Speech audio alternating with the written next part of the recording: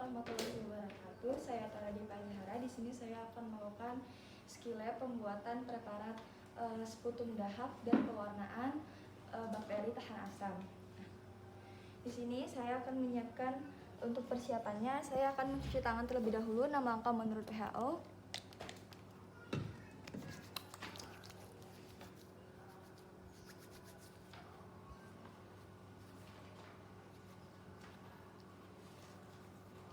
Nah, setelah itu saya akan menggunakan sarung tangan.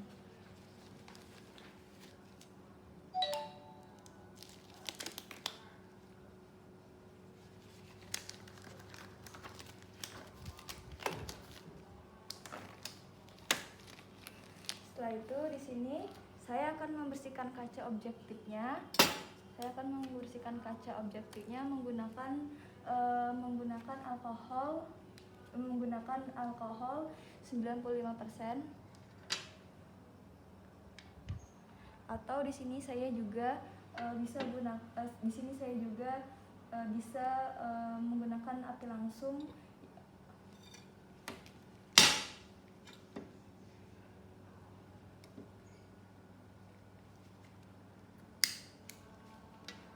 Dua sampai tiga kali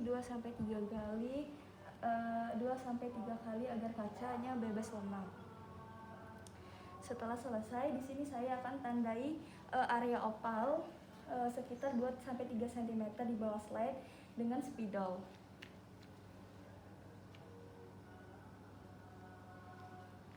Setelah itu saya akan buka wadah dahaknya.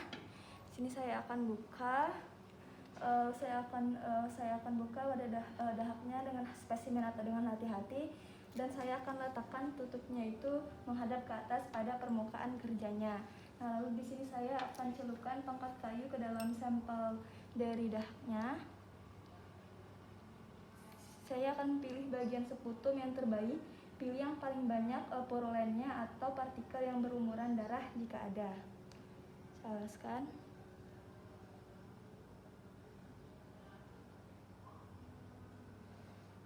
Ini, lalu saya akan lakukan pada spesimen yang satunya lagi.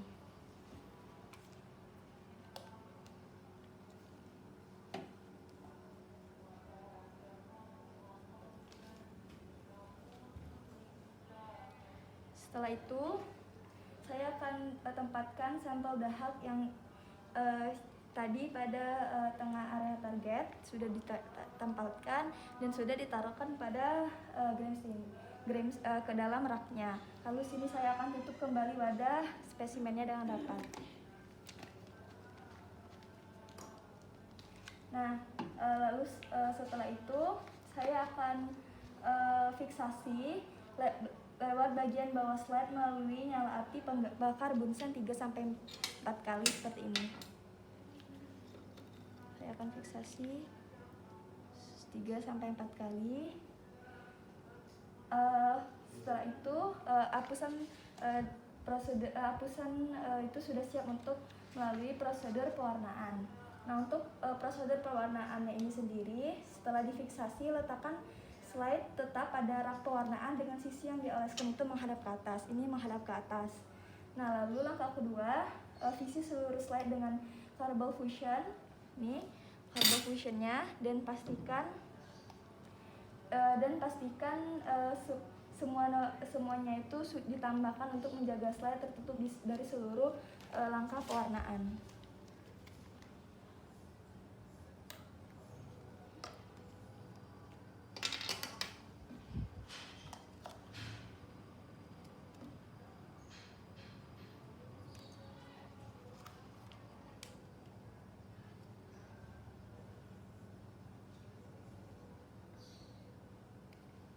Nah, lalu di sini saya akan menggunakan pembakar atau stik besi dengan kapas. Lalu saya akan panaskan slide-nya kurang lebih selama 5 menit. Dengan menggunakan setelah selesai, di sini saya akan bilas dengan air yang mengalir untuk menghilangkan noda carbon fusion yang berlebih.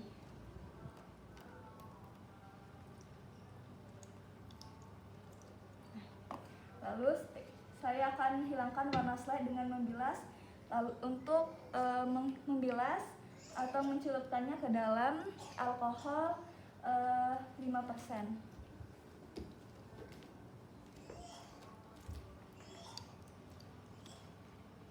Nah, lalu kita tunggu sampai beberapa detik, slide-nya itu bersih dari noda yang terlihat terlihat. Nah, lalu di sini saya akan bilas secara menyeluruh dengan air, kemudian tiriskan alkohol berlebih dari slide-nya. Ini kita menggunakan pembersihnya.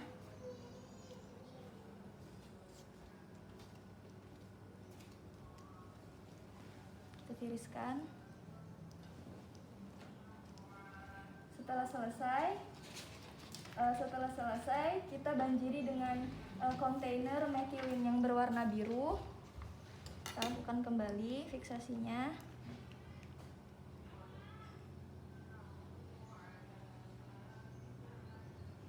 Nah, setelah selesai, kita guyurkan kembali, kita bilas kembali slide-nya itu menggunakan air.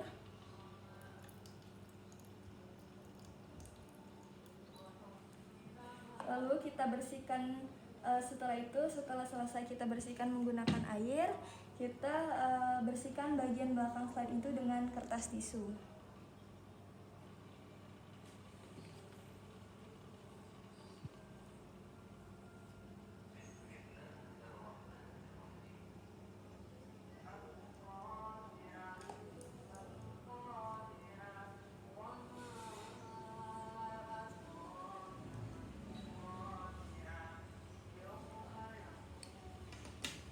Nah, setelah sudah dibersihkan, di sini dilihat ini merupakan hasil preparatnya. Nah, setelah itu kita lakukan penafsiran karakteristik morfologinya. Di sini kita lakukan metode pemeriksaan. Kita nyalakan lampu mikroskopnya terlebih dahulu. Kita menggunakan mikroskop. Kita nyalakan lampu mikroskopnya. Setelah itu kita buka diafragma secara maksimal, kita buka diafragmanya. Lalu kita sesuaikan kondenser secara maksimal. Lalu kita letakkan slide-nya di atas punggungnya, kita letakkan. Nah, setelah diletakkan, kita beri 1 tetes minyak emulsinya.